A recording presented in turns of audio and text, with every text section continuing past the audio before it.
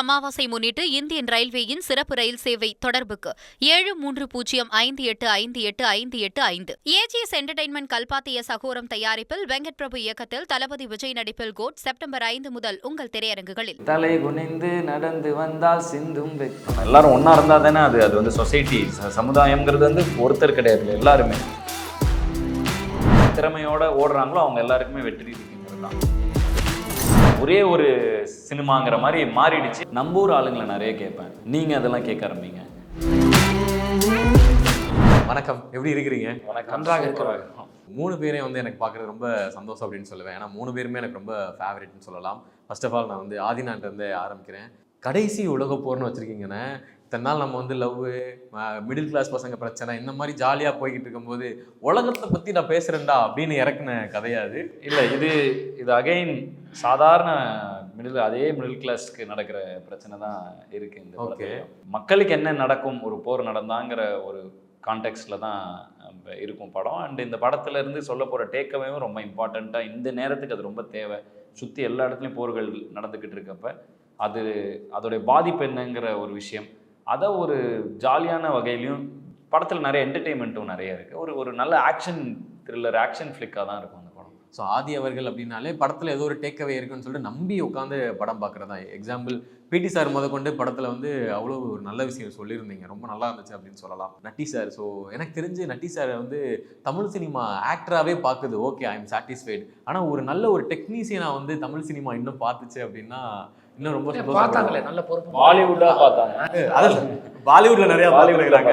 தமிழ் சினிமாவில் நம்ம புலி, யூத்து, ஸோ அந்த மாதிரி நிறைய படங்கள் நீங்கள் பண்ணியிருக்கீங்க. இன்னும் வந்து பெரிய பெரிய படங்கள் எங்களுக்கு வந்து ரெகுலராக கொடுத்தா இன்னும் கொஞ்சம் நல்லா இருக்குமே அப்படின்னு ஒரு ஆசை. சும்மா இருங்க, எனக்கு இன்னும் நிறைய ஐடியா இருக்குங்க. அவரை வச்சு அதுதான் கிளப்பி விட்டுறாதீங்க. அவர் தேவைங்க எனக்கு. ஆக்டர் நட்டி எனக்கு ரொம்ப தேவைங்க. ஆக்டர் நட்டி தேவை எங்களுக்கு. தமிழ் சினிமாவுக்கு டெக்னிக்கலாக தேவைப்படுகிறாரு. ஓகே, பண்ணிடுவோம். என்னோட ஆசை மீன்ஸ் மக்கள் அவங்க தான். ஓகே, ஸோ அனகா நட்பே துணைக்கு அப்புறமா அண்ணன் கூட வந்து ஒரு பேரா வந்து பண்ணியிருக்கிறீங்க. அப்போல்லாம் வந்து நட்பே துணை ஹீரோயின் அனகா யாரா அப்படின்னு தேடி எல்லாரும் வந்து ஃபயர் விட்டுட்டு இருந்தாங்க. அதில் விட்டதில் நானும் ஒரு ஆள். ஐ திங்க் நீங்கள் தூங்க போனீங்கன்னா வீட்டில் எப்பயும் எறும்பு சாப்பீஸ் போட்டு தானே தூங்குவீங்க. அப்பா இல்ல, அவங்க ரொம்ப என்ன சொல்லணும்னு நினைச்சவங்க யார்கிட்ட சொல்லணும்னு தெரியாம. ஆமா, ஐயோ அது வேறயா? கொஞ்சம் லேட்டா என்ன சொல்றாங்கன்னா you are too sweet. நீங்க உங்க பெட்ட சுத்தி இன்செக்ஷன் வராது. லக்ஷ்மன் ரேகா மாதிரி வரஞ்சு. Okay done. சோ உங்களுக்கு வந்து எப்படி இந்த கடைசி உலக போர் படத்துல என்ன மாதிரியான விஷயங்கள் நீங்க பண்ணிருக்கீங்க? டக்குனு சீரியஸா மாட்டீங்க. இல்ல, ஆக்சுவலி வெரி இம்பார்ட்டன்ட் ரோல். என்னோட கேரக்டர் வந்து பாத்தீங்கன்னா வெளிநாட்டுல எல்லாம் படிச்சு ஐ திங்க் நீ பேசுறத பார்த்துட்டே இருக்கலாம் அப்படின்னு நினைக்கிறேன்.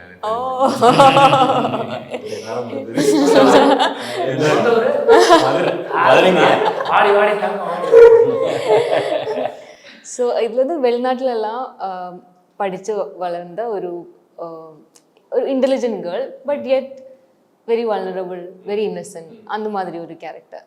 ஏன் மலையாளம் மாதிரியும் தமிழ் நல்லா இல்ல, நல்லா இருக்கு.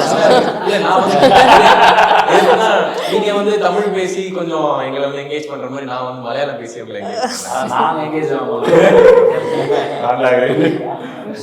ஸோ நட்டியனா நீ வந்து நல்லவளா கெட்டவளா? இல்ல எல்லா படத்துலயுமே எப்பவுமே கெட்ட நல்லா வந்து நல்லா கெட்ட.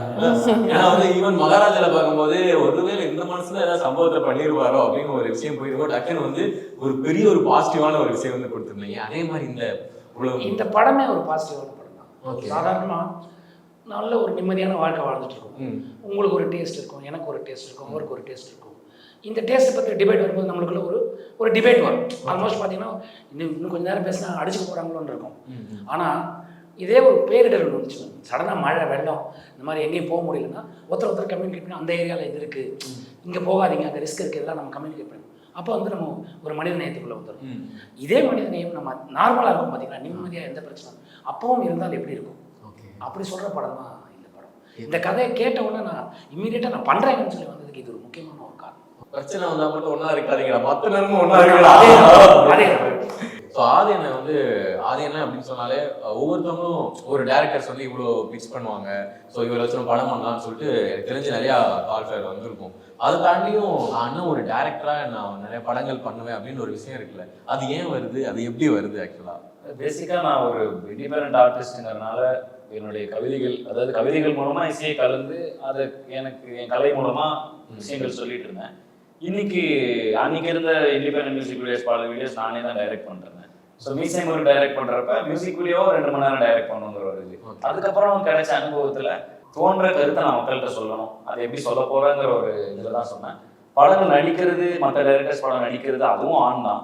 டைரக்ட் பண்ணுறது எனக்கு ரொம்ப பிடிச்சிருக்கு. அண்ட் எனக்கு என்ன தோணுதோ அதை மக்கள்கிட்ட கொண்டு போய் சேர்த்துறதுக்கு அது ரொம்ப யூஸ்ஃபுல்லாக இருக்குங்கிறனால நான் டைரக்டராக தொடர்ந்து கண்டிப்பாக ட்ராவல் பண்ணிட்டு தான் இருப்பேன். ஒரு படம் நடிப்பேன், ஒரு படம் டைரக்ட் பண்ணேன். ஃபியூச்சரில் நான் நடிக்காமல் இந்த படத்துலையுமே வந்து நட்டி சார் தான் முதன்மை கதாபாத்திரம். ஓகே. ஸோ அவரோட கண்ணோட்டத்தில் தான் இந்த கதை போகும். டைரக்டர் ரிப்போர்ட் தமிழாக தான் இந்த படத்தில் நீங்கள் பார்ப்பீங்க. ஸோ அந்த ஒரு விஷயம் ஒன்று இருக்குது. ஸோ எனக்கு ஃபியூச்சரில் போக நான் இல்லாமல் வெறும் டைரக்டராக டைரக்ட் மட்டுமே பண்ணக்கூடிய ஐடியாஸும் இருக்குது.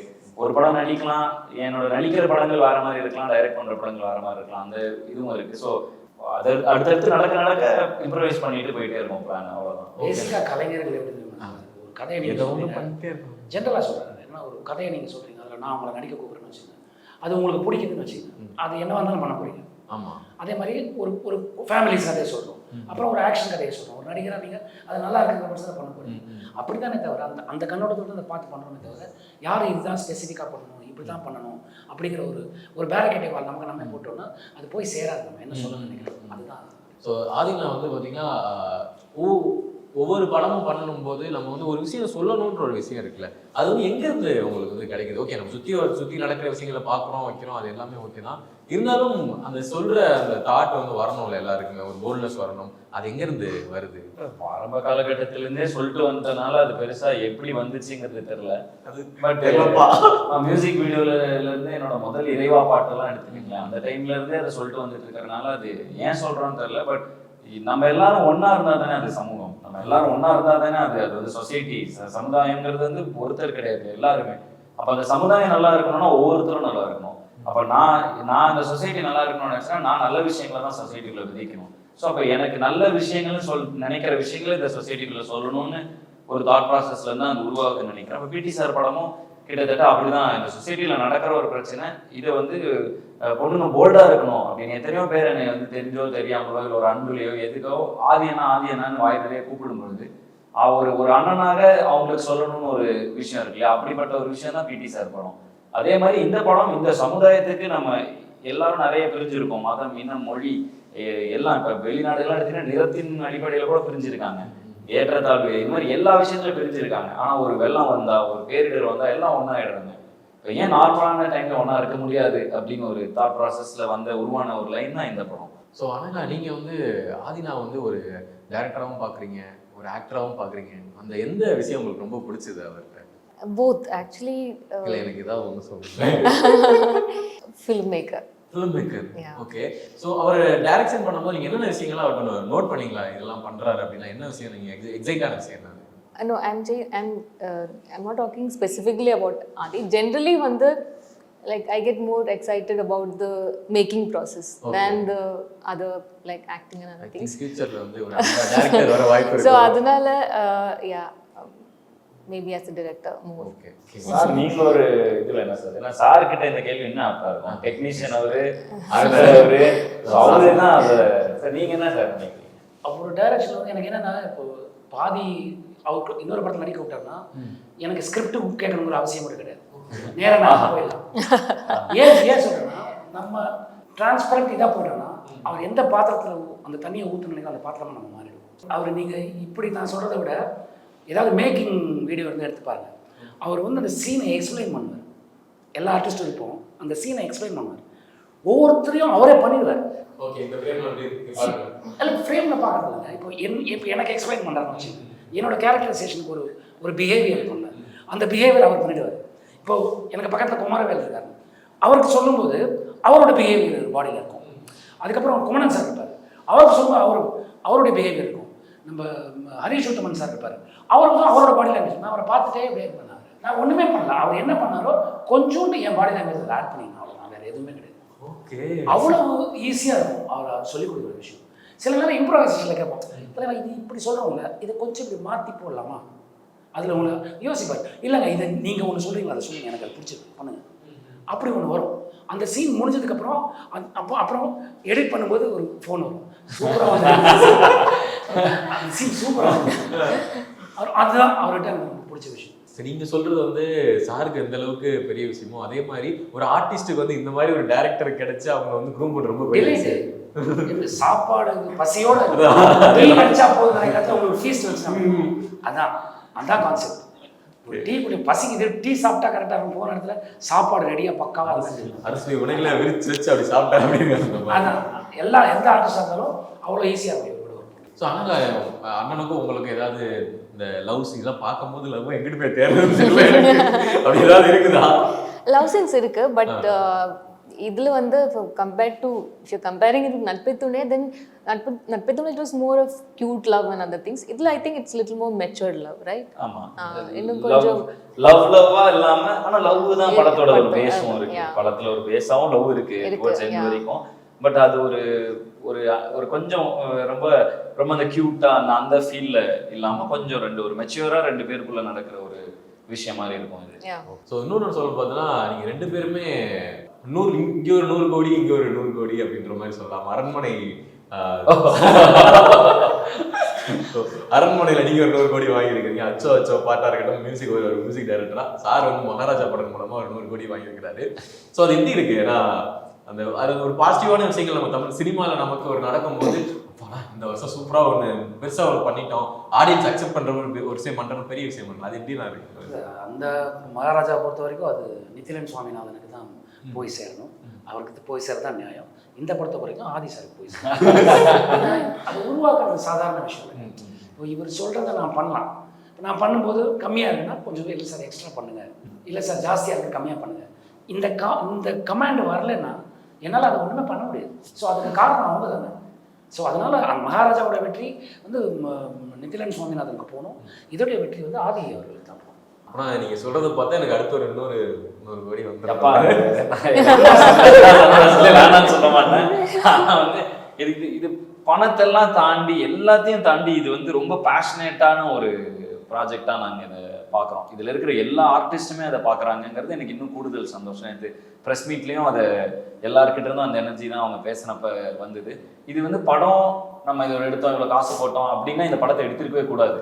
ஒரு ரொம்ப ரிஸ்கான ஒரு விஷயம் அந்த படம். பட் ஆனாலும் அதை தாண்டி இந்த படத்தை ரொம்ப பேஷனேட்டாக எடுக்கிறவங்கிறப்ப அந்த அது ஒரு நம்பர் வந்து ஒரு படத்தோடைய சக்ஸஸை இது பண்ணிட முடியாது. இந்த படம் வந்து இது சொல்ல வந்த விஷயத்தை இப்போ பிடி சாரும் அதான் ஹாப்பி. ப்ராஃபிட்டபிளான மூவி போன வருஷம் அந்த லிஸ்டெல்லாம் போட்டாங்க, 8 படம் 9 படம் தான் ஆச்சு, அதில் ஒன்று அதெல்லாம் செகண்ட் தான். பட் அது சொல்ல வந்த கருத்து போய் அது யாருக்கு சொன்னமோ அவங்களுக்கு அது கரெக்டாக போய் சேர்ந்த உடனே ஒரு பூரிப்பு ஒன்று கிடைக்குது. இந்த படம் கரெக்டாக லேண்ட் ஆகிடுச்சுங்க. அந்த மாதிரி இந்த படம் கரெக்டாக போய் எனக்கு சேர்ந்து எல்லாருக்கும் அந்த நான் சொல்ல வந்த விஷயங்கள்ல வந்து அவங்க எடுத்துக்கிறதே எனக்கு ரொம்ப ஹாப்பியாக இருக்கும் இந்த படத்தில். ஸோ பொருளை தாண்டி நாங்கள் கலை எங்களுக்கு ஃபஸ்ட்டாக இருக்குது. பொருள் கிடைச்சா கண்டிப்பாக அந்த பொருள் எடுத்து இன்னும் சூப்பரான படங்கள் கொடுப்போம். பட் வந்து இது அதை தாண்டி இது போய் எல்லாருக்கும் சேரணுங்கிறது தான் என்னோட மிகப்பெரிய ஆசையாக இருக்குது. ஸோ உங்களோட இன்டர்வியூவில் ஒரு விஷயம் சொல்லியிருந்தீங்க, நம்ம என்னதான் வந்து சக்ஸஸ் பண்ணியிருந்தாலும் சரி, தோற்று போனாலும் சரி, நம்ம யோசிக்கவே வேணாம், நம்ம அடுத்தடுத்து போய்கிட்டே இருக்குன்னு ஒரு இது சொல்லியிருந்தீங்க. ஸோ அது எந்த அளவுக்கு வந்து பாசிபிளான ஒரு விஷயம்? என்னதான் இருந்தாலும் நம்ம லைஃப்பில் வந்து நான் பேசிக்காக அதை கேட்குறேன். லைஃப்பில் வந்து ஒரு மொமெண்ட் நம்ம வந்து ஒவ்வொரு டேர்னிங் பாயிண்ட் பார்க்கும்போது ஒரு அடி வரும்போது உட்காந்து தான் ஆகும். பட் அதை வந்து கண்டுக்காமல் போகிறது எப்படின்னா அது இல்லை, உட்காந்து என்ன பண்ணுவோங்கிற ஒன்று இருக்குல்ல. உட்காந்து உட்காருவோம், எவ்வளோ நாள் உட்காருவோம், அப்புறம் திரும்ப எந்திரிச்சு நடக்க தான் ஆரம்பிக்கணும். அதுக்கு உட்காந்தோன்னே எந்திரிச்சு நடந்துருக்கலாம் இல்லை, எதுக்கு அவ்வளோ நேரம் உட்காந்தோன்னு ஒன்று இருக்குல்ல. ஸோ அது வந்து டக்குன்னு சீக்கிரம் புரிஞ்சிருச்சுன்னா சூப்பர். எனக்கு வந்து எங்கள் அண்ணன் இப்போ சுந்தர் சி கிட்ட இருந்து சினிமாவில் எனக்கு அப்படி ஈஸியாக கற்றுக்கிட்டேன். இதை முடித்தா அடுத்த படம். இப்போ மீசை முருகு படம் வந்து அவ்வளோ பெரிய சக்ஸஸ், தேட்டர்கள்லாம் கொண்டாடுது. 2 நாள் தேட்டராக போயிட்டு இருந்தேன். 2வது நாள் நைட் ஃபோன் வந்துருச்சு, தம்பி அடுத்து என்ன அப்படின்னு. ஆனால் இது மாதிரி நான் சக்ஸஸ் மீட்டு அங்கே போகிறேன், நான் இந்த தேட்டர் போகிறேன், தம்பி படம் மக்கள்கிட்ட போய் சேர்த்தாச்சு, மக்கள் கொண்டாடிப்பாங்க, அடுத்த வேலை போய் பாருப்போ அப்படின்ட்டு. ஸோ அவருடைய ஸ்பேஸ் அவ்வளோதான். ஸோ நட்பே துணை எனக்கு பெரிய ஹிட்டு. ஆனால் நட்பே துணை நாங்கள் வந்து ஒரு தேட்டர் டூர்னு ஒன்று அடித்தோம், முடிஞ்சது வந்து அப்படியே அடுத்த படத்துக்குள்ளே வேலைக்கு போயிட்டோம். ஸோ அங்கேயே அந்த இதை கட் பண்ணிட்டார். நம்மளோட வேலை என்ன, இது பண்ணுறது தான், நம்மள படம் எடுக்கிறதோ இல்லை அது அந்த ஆர்ட்டை கொண்டு போய் கொடுக்கறதா நம்ம வேலை, அதை மட்டும் செய்ய வரது வந்துட்டு போகுது அப்படின்னு. ஸோ இதை வெற்றியை பெருசாக அது வெற்றியை பெருசாக எடுத்துக்கலன்னா தோல்வியும் பெருசாக எடுத்துக்காத ஒரு இது வந்துடும். தோத்தா என்ன பண்ணோம், உட்காருவோம், உட்காந்து ஃபீல் பண்ணுவோம், இதெல்லாம் பண்ணுவோம், அப்புறம் திரும்பி எந்திரிச்சு ஓட தானே போகிறோம். ஸோ தோத்தவொடனே ஓட ஆரம்பிச்சிட வேண்டியதான். தோத்துட்டோமா, சரி ஓகே வாங்க நெக்ஸ்ட் போய் ஜெயிப்போன்னு ஓடுறது, இவ்வளோ தான் அதோட கான்செப்ட். டவுன் ஆகிறதுக்கு டக்குன்னு அப்பாயிட ஓடிட வேண்டியதான். ஆனால் எனக்கு தெரிஞ்சு இந்த தமிழ் சினிமாவில் கோயம்புத்தூரில் இருக்கிறவங்க வந்து அதிகமாக வந்து ஆழ்ந்துக்கிட்டு இருக்கிறாங்க அப்படின்னு ஒரு விஷயம் இருக்குது. ஆழ்ந்துக்கிட்டு இருக்காங்க மீன்ஸ் அதிகமாக இருக்கிறாங்க அப்படின்னு சொல்லிட்டு பேசப்படுகிறது. அது எந்தளவுக்கு நீங்களும் வந்து கோயம்புத்தூர், நம்ம அண்ணன் சுந்தர்சி சாரும் எல்லாரும் வந்து கோயம்புத்தூர், ஸோ இந்த மாதிரி விஷயங்கள்லாம் இருக்குல்ல? இல்லை அப்படி இல்லைங்க, எல்லாரும் மனுஷங்க, அவ்வளோதான், எண்ட் ஆஃப் த டே அவ்வளோதான். யாரும் எதையுமே ஆள முடியாது. ரொம்ப சிம்பிள். தமிழ் சினிமானா எல்லா தமிழர்களுக்கும் பொதுவானது, எங்கேருந்து வேணால் வரலாம், எந்த இதிலேருந்து கூட கிளம்பி வரலாம். ஸோ பேசிக்காக தமிழ் தெரியணும் அவ்வளோதான். அவ்வளோதான். ஸோ வந்து இப்போ எங்கேருந்து வேணால் யார் வேணால் வரலாம். ஸோ அப்படி ஆதிக்கம் செலுத்துகிற மாதிரிலாம் நான் பார்க்கல. இந்த கோயம்புத்தூர்னா நாங்கள் ஒரு 5 பேர் இருக்கோம், அவ்வளோதான். இந்த 5 பேரை வச்சு எதாவது சொல்லலாம், இல்லை ஒரு 8 பேர் இருப்போம். ஆனால் இது இப்போ கண்ணுக்கு இப்படி தெரியுதா, எண்ணற்ற ஆட்கள் இன்னும் பிஹைண்ட் த ஸ்க்ரீன்ஸ்லையும் எதுலையும் ஒரு லட்சக்கணக்கான ஆட்கள் சினிமாவில் வேலை செஞ்சுட்டு தான் இருக்காங்க. வேறு ஊர்கள்லேருந்து வந்து வேலை செஞ்சுட்டு இருக்காங்க. தமிழ் சினிமாவில் தமிழ் இல்லாமல் பக்கத்தில் கேரளாலேருந்து வராங்க, ஆந்திராலேருந்து வராங்க, நம்ம அங்கே போய் வேலை செய்கிறோம். நம்ம ஸ்டார்ஸ் எத்தனையோ பேர் இன்றைக்கி ஹிந்தியில் படம் நடிக்கிறாங்க. ஸோ இப்போ சினிமா வந்து இன்றைக்கி வந்து உலகம் குளோபல் ஆகிடுச்சு, ஒரே ஒரு சினிமாங்கிற மாதிரி மாறிடுச்சு அந்த ஓடிடிஸ்னால. ஸோ எனக்கு தெரிஞ்சு யாருமே இனிமேல் ஆதிக்கம்லாம் செலுத்த முடியாது. இனிமேல் வந்து குளோபல் ரேஸ். இவ்வளோ நேரம் ஸ்கூலுக்குள்ளே விளையாடிக்கிட்டு இருந்தோம், அப்புறம் காலேஜுக்குள்ளே, இப்போ அப்படி இல்லை, டைரெக்டாக ஒலிம்பிக்ஸ் மாதிரி ஆகிடுச்சு. ஸோ யார் நல்லா திறமையோடு ஓடுறாங்களோ அவங்க எல்லாருக்குமே வெற்றி இருக்குங்கிறது தான். ஸோ இதில் ஆதிக்கம்லாம் செலுத்தவே முடியாது இனிமேல் ஃப்யூச்சரில். ஆனால் இப்போ எனக்கு வந்து நான் சில மியூசிக் ஆர்டிஸ்டோடைய பேர்லாம் சொல்லுவேன். ஸோ அவங்களில் உங்களுக்கு பிடிச்ச பாட்டு அதை சொல்லலாமா? ஓகே. சுப்பிரமணிய பாரதியார். சுப்பிரமணிய பாரதியார் இப்போ ட்ரேட்மார்க் அச்சமில்லை அச்சமில்லை அச்சம் என்பது இல்லையேங்க ரொம்ப எனக்கு பிடிச்ச ஒரு இது. அப்புறம் பாயுமொழி நீ எனக்கு, அந்த இது ரொம்ப பிடிக்கும். அண்ட் எமினம் வந்து எல்லாரும் சொல்கிறது லூஸ் யுவர் செல்ஃப். எனக்கு இப்போ ரீசெண்டாக ஒன்று விட்டார், அது கூட ரொம்ப பிடிச்சிது. லூஸ் யுவர் செல்ஃப் தான் ஆல் டைம் ஃபேவரட். பில்லி எலிஷ் வந்து இந்த அர்மானி ஒயிட்னு ஒரு ரேப்பர் ஒன்று போட்டான், பிக் டிஷர்ட் பில்லி எலிஷ்னு ஒரு பாட்டு, அது வேணால் கேட்டிருக்கேன். பில்லி எலிஷ் அவ்வளோவா கேட்டதில்லை. நான் வந்து நம்பூர் ஆளுங்களை நிறைய கேட்பேன். கெழுத்தி அப்படின்னு ஒரு ஆர்டிஸ்ட் இருக்கான், நீங்கள் அதெல்லாம் கேட்க ஆரம்பிங்க. கெழுத்தின்னு ஒரு ஆர்டிஸ்ட் இருக்கான், இப்போ ஒரு ரீசெண்டாக ஒரு பாட்டு விட்டான். அதாவது இப்போ என்ன, சீட் பண்ணும் டேடி அவன் டேஞ்சர், அடி வாங்கும் மம்மி அவ ஏஞ்சல் அப்படின்னு ஒரு இது சார். அவ்வளோ ஹிப்ஹாப் அவ்வளோ இன்டர்நேஷ்னலாக ஒன்று விட்டுருந்தான். காற்று மேலே காற்றுக்கு நிறைய நான் நம்ம ஊர் இந்திய ஆர்டிஸ்ட் நிறைய பேர் கேட்பேன். அதில் ரொம்ப நோட் பண்ணக்கூடிய ஆர்டிஸ்ட்டாக நான் இப்போ ரீசெண்டாக பார்த்துருக்கேன் இந்த பையன் கெழுத்தி. அதுக்கப்புறம் இந்த MC திவேஷ்னு ஒரு பையன் இருக்கான், ரொம்ப நாளாக ரொம்ப இவங்க எல்லாமே அண்டர் ரேட்டடாக இருக்காங்க, கூடிய சீக்கிரம் பாப் அவுட் ஆகி வெளில வருவாங்க. ராக்குன்னு ஒரு பையன், அவன் இந்த படத்தில் கூட பாட வச்சிருக்கேன். ஸோ வந்து பயங்கர சோல்ஃபுல்லானது. வைஷாக் உங்களுக்கு தெரியும், எனக்கு ரொம்ப பிடிச்ச ஆர்டிஸ்ட். அவரோட எழுதுகிற ஸ்டைல் ஆஃப் ஃபார்மேட்டுமே ரொம்ப சூப்பராக இருக்கும். ஸோ நான் கேட்குற பாடல்கள் வந்து இது. ஸோ நீங்கள் எடுத்துகிட்டு வந்த லிஸ்ட்டு வந்து சூப்பர், அதை நான் கேட்பேன். பட் நான் வந்து எல்லாரும் கேட்கணும்னு நினைக்கிறது வந்து இந்த ஆர்டிஸ்ட் தான். ஸோ என்னோட டாப் 3 பிக்ஸ் உங்களுக்கு சொல்கிறேன். கெழுத்தி, வைஷாக் அண்ட் MC திவேஷ் கேட்டு பாருங்கள். Okay done. இதுக்கு மேலே அதை எடுத்துடலாம். நீங்கள் காட்டுறதுலாம் வெள்ளக்காரஸ் நோ ஓகே. ஸோ இதுதான் பெஸ்ட்டான ஓகே. ஆனால் இதே மாதிரி ரீசெண்டாக வந்து இந்த நம்ம தமிழ் ராப்பர்ஸ்னு வாகிசன் அப்படின்னு சொல்லிட்டு அந்த பசங்களோடது நல்லா ரொம்ப செந்தமிழில் அழகான தமிழ் நடையில் அழகான கவிதை எழுதுறாரு. ஆமாம். இப்போ வந்து ஆதினா வந்து ஒரு டேரக்டர், ஓகேவா? நீங்கள் டேரக்டராக நட்டி சாரும் பார்த்துருப்பீங்க, நீங்களும் பார்த்துருப்பீங்க. அவர் எப்படி செட்டில் வந்து பிஹேவ் பண்ணுவார் அப்படின்றத அவர் லைட்டாக இமிட்டேட் பண்ணி காமிச்சிட்டிங்கன்னா கொஞ்சம் பெட்டராக இருக்கும். நான் செட்டில் திடீர்னு கொஞ்சம் சூடாக இருப்பேன், ஜாலியாக இருக்கும். சார்கிட்டலாம் பணிவாக இருப்பேன். ஜென்ரலாக கொஞ்சம் ஸ்ட்ரிக்டான டைரக்டர் தான். அந்த டிபார்ட்மெண்ட்டுக்கு இருந்து தான் ஆகணும். கேப்டன் ஆஃப் தி ஷிப்னா அது பண்ணி தான் ஆகணும். ஆமாம், எல்லாம் லெத்தாலஜிக் ஆகிடும். ஒரு நாள் ஒரு மாதிரி லைக்